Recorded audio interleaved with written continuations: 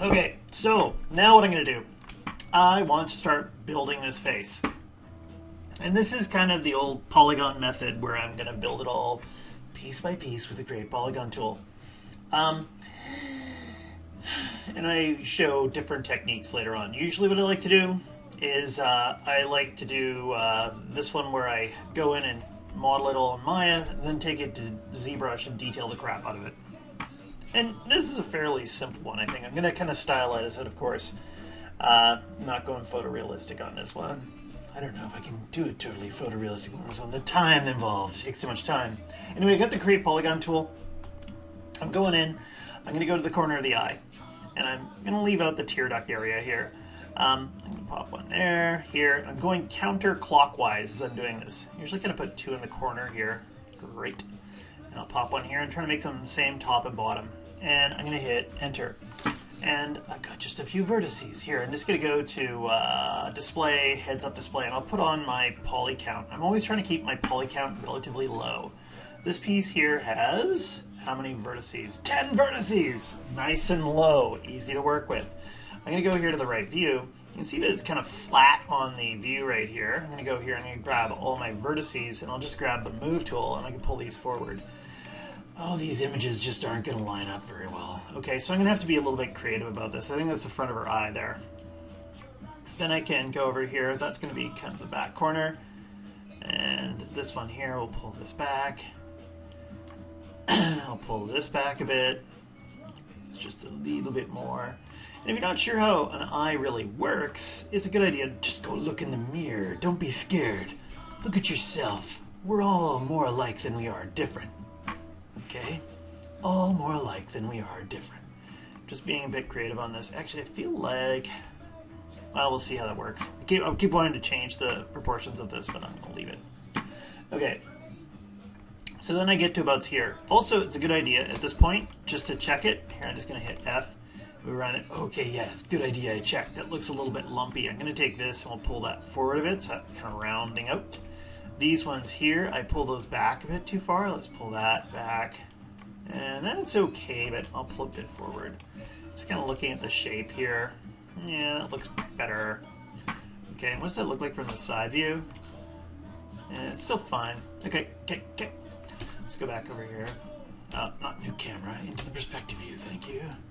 And then what I'm going to do is I'm going to select all the outside edges on this. And I'm going to go and I'll put the extrude tool on here, even though there's now like, what, 5 different ways to freaking extrude. If I go in here, I'm going to put the extrude tool on my menu here. There's Control E, the hotkey, and I'm going to extrude. I'm going to pull this out. Usually if you grab the center and you pull out, you can get some kind of result like this. And then you can just switch to, say, the move tool if you want to, or the scale tool from the center here. Okay, let's see what this looks like from the side. Okay. Maybe if I take this and I pull it forward a bit, I rotate it a bit. There. That gives us a good starting point. Then I'm going to go in here and grab the vertices. I typically grab these ones and kind of place them a bit lower here. Okay. Maybe this one over here kind of comes out on the side. Can't really see what I'm doing, so I'm going to use that little slider trick right here so I can look. I like this better than X-ray. Oh, crap. Boop. Okay, we'll take this and move this over. And this makes kind of younger people a little bit more difficult to model because their details are kind of a bit more faint at this point. You can see a little bit of the nasolabial furrow here, but we'll work through it. We're going to make it fine. I'm going to go straight up and down here. This one's going to go a little bit off on the side. These two here, stretch them back a little bit.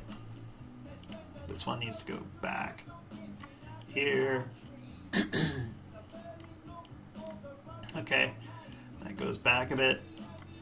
And again, in a second, I'm going to have to go in and take a look around this thing and see how it looks. Okay, so I'll go back here to perspective and look. How does that look? Okay, it's not too bad. Got it rough here really quick. Then I'm going to go and use my Insert Edge Loop tool. There's a nice big wrinkle right there. And I'll pop in another one right up here. Okay, and let's take this one here on the inside and switch to my Move tool right away. And I can pull this back a bit. Actually, I probably don't want to pull back these ones, just that top top bit right there. Top and the bottom here a little bit. Let's pull it back. Okay, and I'll go in here and I'll grab a vertice here, pull that down a bit, down a bit, down a bit. I'm kind of following that wrinkle down there. Pull these out just a wee bit more. Come on, over this way. Okay, and those have gone back, and here let's go and look at that. Okay, and maybe if I go in here, I'm just going to grab like one edge and I'll pull this out because you got a little bit of that brow coming out. Okay, and what about this one and this one? I think I really hate that stupid extrude. This extrude that lives here is stupid. This is not 3D Studio Max. Drives me bananas. Okay. And then I can go in here and use insert edge loop, and I'll pop a loop here. And let's just deselect these ones here in the corner. Deselect those ones. Okay, wonderful.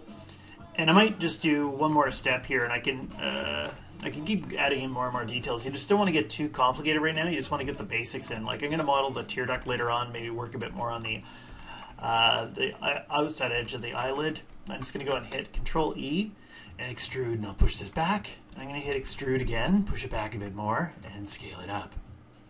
Okay, and I can delete this out if I wanted to. Maybe scale it inside out and pull it back a bit further. Okay, wonderful. Maybe I'll put a division in it, so I got a second division. Got a second division in defense of a 15-year-old girl. It upsets the people of Alberta. Okay, let's go ahead and take this and I'll pull this back. Okay, and maybe one more thing I'll do here before I stop this video. I probably should be working with this in here already, but I can go in and grab a polygon sphere. Okay, got a sphere. Whoop. And let's take my sphere, and I'm just going to make sure, because it's an eyeball, I hold down J, and I make the North Pole look out. Hopefully, everybody will see how this works. Okay, make it transparent. And I'm just going to stick that right into her pupil. And might be a little bit on the big side, but whatever. There. Okay, what is it, like 22 millimeters in diameter? Okay, great. And then let's just switch to my move tool, see what it looks like from the side view. Pull it forward. Make this so it's a little bit more opaque. Let's go back here to the perspective view and pull it in. And you can kind of see already we're having some issues. And this is good because nothing's perfect. I'm just going to grab this edge loop here and I can pull it out a bit more. Pull it over here.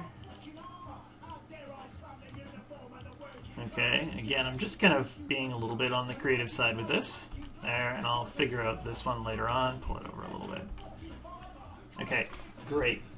And there it is. We got our eye roughly in place.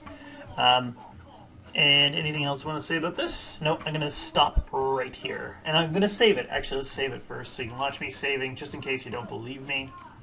Greta 2 _ I. Continue.